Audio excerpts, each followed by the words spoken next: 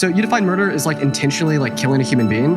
I think that's a very poor way to define murder, because if someone were to like break into my home and point a gun at the heads of me and everybody I love, and I intentionally kill them to prevent them from from killing my family, I don't think I murdered them, right? So I would define murder as the unjustified termination of a human life. You're making a good point. Let me further clarify that. So self-defense is very warranted. Exactly, right? But I can see where you're going to go with how that has to go with abortion. Yeah, so I mean, like, I kind of do want to give you my argument insofar as why I'm pro-choice, why I think it's justified. But first, I think that, you know, your position is quite absurd, right? Because you're saying that it is murder to kill a human being, right, at any point in development, especially when it's in the mother's womb. My question to you would be, well, does this make women with IUDs murderers? Because it is the case that in some scenarios, an IUD will allow for conception to occur, meaning there's a unique human life there, but it will prevent its implantation, intentionally killing it. Well, no, preventing implantation is not necessarily the same thing as terminating a fertilized egg. For example, preventing the production of progesterone is not the same thing as terminating a being that has been fertilized. You do not know for a fact that the egg has been fertilized. You do not know that when you have an IUD. Okay, yeah, so preventing fertilization or implantation to the uterine lining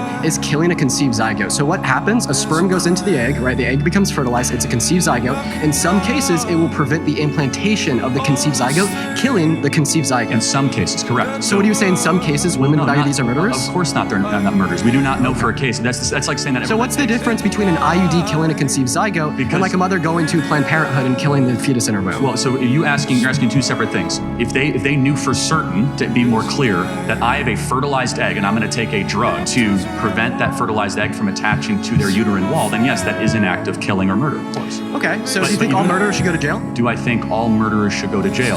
I mean, on third degree murder. However, no, I don't think women that got abortions or had IUDs should go to jail, because I think that they have been deceived by mass culture and mass propaganda. Secondly, the people who should go to jail are the abortionists, who are the ones that have been putting the abortion pill, the ones that have been doing procedures, the ones that have been going into the third trimester and breaking babies' backs and inserting them with syringes while the babies are crying and suffocating, being born alive, and then being dead on the operating table. That is who should go to jail.